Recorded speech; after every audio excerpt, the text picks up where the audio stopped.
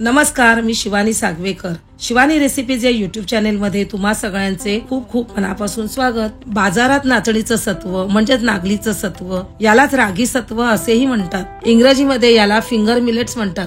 ते अगदी सहजपणे सर्व दुकानांमध्ये मिळतं. पण पारंपरिक पद्धतीने घरी आपण नाचणीचं सत्व कशा प्रकारे करू शकतो, पूर्वी हे नाचणीचं सत्व कसं केलं जायचं ते आज आपण बघणार आहोत. चला तर मग नाचणी सत्व कसं बनवतात ते पाहू. इथे मी 1 किलो नाचणी बाजारातून विकत आणली. ही आपल्याला पाण्याने 3 ते 4 वेळा स्वच्छ धुवून घ्यायची आहे, कारण त्यामध्ये बारीक असा कचरा, बारीक खडे असतात. त्यामुळे ती आपल्याला चोळून धुवून घ्यायची आहे. नाचणी स्वच्छ धुवून घेतली आहे. आता त्यात नाचणी बुडेल इतपत पाणी घालायचे. नाचणी आपल्याला 15 ते 16 तास पाण्यात भिजत ठेवायची आहे. यावर झाकण घालून बाजूला ठेवून देऊ. नाचणी जर चांगली भिजली तरच त्याला चांगले मोड येतात. 15 ते 16 तास झाले आहे. मी नाचणीतले पाणी काढून नाचणी 2 ते 3 वेळा पाण्याने स्वच्छ धुवून घेतली. आता तिला मोड आणायला ठेवू. त्यासाठी ती धुवून त्यातले पाणी काढून ती बारीक चाळणीवर निथळत ठेवली.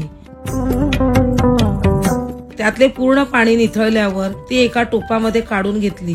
मी ही नाचणी मोड आणायला कापडात बांधून ठेवणार नाही, तर असेच टोपामध्ये ठेवून यावर घट्ट बसेल असे झाकण ठेवून ती उबदार ठिकाणी 1 दिवस ठेवणार आहे. उन्हाळा असल्यामुळे मी 1च दिवस ठेवणार आहे. एका दिवसानंतर तुम्ही बघू शकता छान असे मोड आलेले आहेत. खूप छान दिसत आहेत. याला वास येऊ नये म्हणून मी हलक्या हाताने मोड आलेली नाचणी पाण्याने हलकेच धुवून घेणार आहे आणि तिला बारीक चाळणीवर निथळ ठेवणार आहे. पूर्ण निथळून झाल्यावरच तिला पंख्याखाली सुती कापडावर पसरवून सुकायला ठेवली आहे.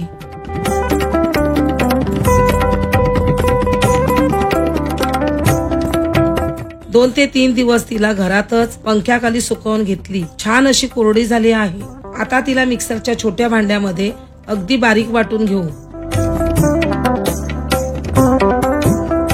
थोडी थोडी नाचणी घेऊन छान अशी टोपाला अशी बारीक जाळीची ओढणी घट्ट गुंडाळून त्यावर ही दळलेली नाचणी हाताने चोळून चोळून गाळून घेतली. सुती कापडाने चाळून घेतली तरी चालेल, गिरणीतूनही दळून आणली तरी चालेल. टोपामध्ये जे अगदी बारीक पीठ मिळते तेच हे नाचणीचे पौष्टिक सत्व. वर जे उरते ते नाचणीचं साल आहे, ते या सत्वामध्ये घालायचे नाही. आपण हे नाचणीच्या पिठामध्ये घालू शकतो. अशा प्रकारे सर्व नाचणीचं सत्व चाळून घेतलं. हे बघा, छान असं नाचणीचं सत्व तयार झालं. लहान बाळांना, मोठ्या माणसांना, बाळंतिणीला, घरातील वयोवृद्धांना आणि तुम्ही सुद्धा सगळ्यांनी आपण हे नाचणीचं सत्व खाऊ शकतो. नाचणी ग्लुटेन फ्री आहे. त्याच्यात भरपूर कॅल्शियम आहे, लोह आहे. तर असे हे घरच्या घरी पौष्टिक असे नाचणीचं सत्व बनवा आणि तंदुरुस्त राहा. रेसिपी आवडली असेल तर लाईक करा, जास्तीत जास्त शेअर करा. चॅनेलवर नवीन असाल तर सबस्क्राईब जरूर करा. पुन्हा भेटूया अशाच एका छानशा रेसिपी सोबत. वेळात वेळ काढून पूर्ण व्हिडिओ पाहिल्याबद्दल धन्यवाद.